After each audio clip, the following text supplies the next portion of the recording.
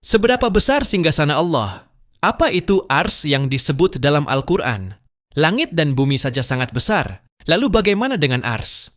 Ketika manusia menatap langit malam yang luas tanpa batas, melihat bintang-bintang yang tak terhitung, galaksi yang berjauhan, dan alam semesta yang begitu megah, semua itu ternyata masih termasuk makhluk Allah yang kecil dibanding ars. Dalam ajaran Islam, ars adalah salah satu pembahasan paling agung karena ia berkaitan dengan kebesaran Rabb semesta alam. Ars secara bahasa berarti singgasana atau tahta kerajaan. Dalam istilah syariat, ars adalah makhluk Allah yang paling besar dan paling agung. Ia adalah singgasana Allah yang nyata, bukan sekadar simbol kekuasaan. Allah menyebut ars berulang kali dalam Al-Quran, di antaranya dalam surah Taha ayat 5. Ar-Rahman beristiwa di atas ars. Ayat ini menunjukkan bahwa ars adalah makhluk nyata yang memiliki kedudukan sangat agung. Para ulama Ahlus Sunnah menjelaskan bahwa ars adalah atap seluruh makhluk. Ia berada di atas langit ketujuh, di atas surga, dan tidak ada makhluk yang lebih tinggi darinya. Allah menciptakan ars sebagai tanda kebesarannya, sedangkan Allah sendiri tidak membutuhkan ars, sebab Allah Maha Kaya dan tidak bergantung kepada apapun. Besarnya ars dijelaskan dalam hadis-hadis Nabi. Rasulullah SAW menyebut bahwa 7 langit dibanding kursi hanyalah seperti cincin kecil yang dilempar di padang pasir luas. Lalu kursi dibanding ars juga seperti cincin kecil di padang pasir. Bayangkan betapa luas langit yang kita lihat, namun seluruh langit dan bumi masih sangat kecil dibanding kursi, dan kursi masih sangat kecil dibanding ars. Ini membuat hati sadar bahwa kemampuan manusia sangat terbatas. Lalu apa bedanya ars dan kursi? Banyak orang mencampurkan keduanya, padahal keduanya berbeda. Kursi disebut dalam ayat kursi, surah Al-Baqarah ayat 255. Kursinya meliputi langit dan bumi. Para ulama menjelaskan, kursi adalah makhluk besar yang berada di bawah ars. Ada riwayat dari Ibnu Abbas bahwa kursi adalah tempat kedua kaki. Namun bagaimana hakikatnya hanya Allah yang tahu. Sedangkan ars adalah singgasana paling agung dan berada di atas kursi. Jadi kursi bukan ars dan ars bukan kursi. Di manakah letak ars?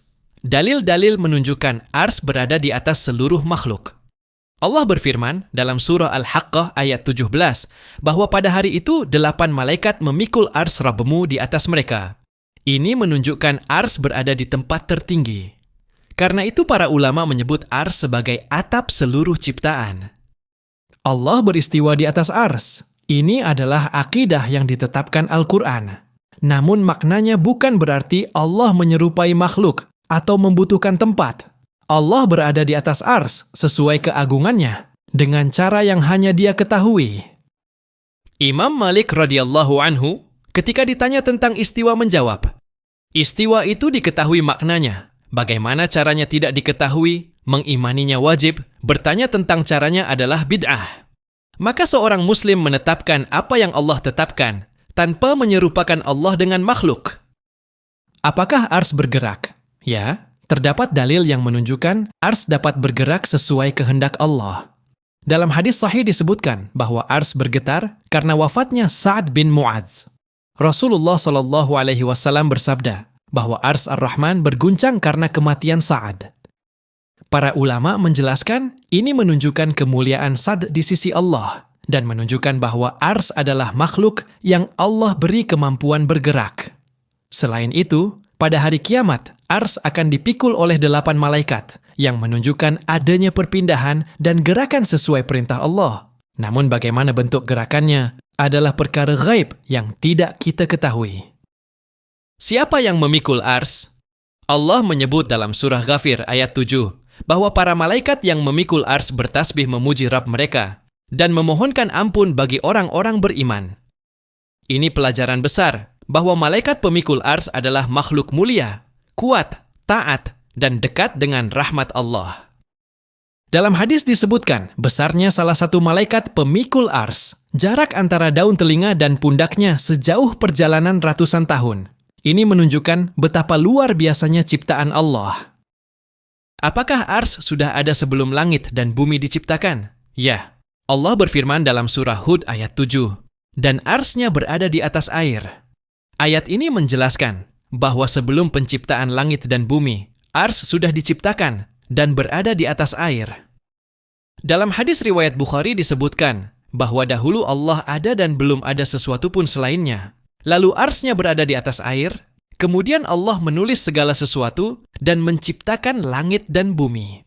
Ini menunjukkan arsy termasuk makhluk paling awal yang diciptakan. Apakah surga di bawah arsy? Ya, terdapat dalil bahwa surga Firdaus yang paling tinggi berada dekat bawah arsy. Rasulullah SAW bersabda, "Jika kalian meminta surga kepada Allah, mintalah Firdaus, karena ia surga paling tengah dan paling tinggi. Di atasnya arsy Ar-Rahman, dan darinya sungai-sungai surga memancar." Hadis ini menunjukkan bahwa arsy berada di atas surga, dan Firdaus adalah tempat tertinggi dalam surga. Karena itu para ulama menganjurkan agar seorang muslim meminta Firdaus dalam doa. Mengapa Allah menyebut arsy berulang kali dalam Al-Quran? Karena arsy adalah simbol keagungan ciptaan yang menunjukkan kebesaran penciptanya. Ketika Allah menyebut dirinya sebagai Rabbul Arsyil Azim, Rabb pemilik arsy yang agung, itu menanamkan dalam hati manusia bahwa Allah menguasai makhluk terbesar. Jika arsy saja dalam kekuasaan Allah, maka langit, bumi, manusia, rezeki, hidup, mati, dan seluruh urusan tentu lebih mudah lagi baginya.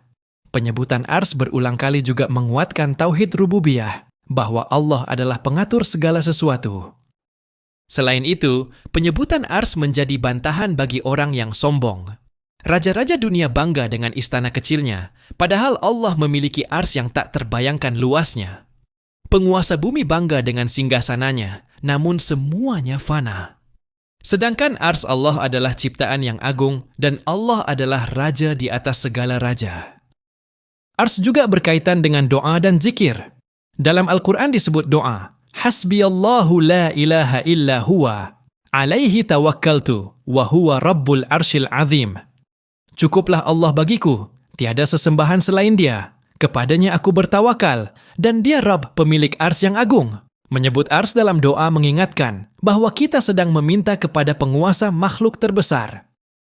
Pada hari kiamat, ada manusia yang mendapatkan naungan Allah ketika tidak ada naungan selain naungannya. Dalam sebagian penjelasan ulama, itu berkaitan dengan naungan arsy. Saat matahari didekatkan dan manusia tenggelam dalam keringat, ada hamba-hamba pilihan yang dinaungi karena keimanan dan amal saleh mereka.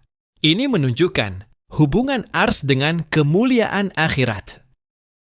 Apa pelajaran terbesar dari pembahasan arsy? Pertama, mengenal kebesaran Allah.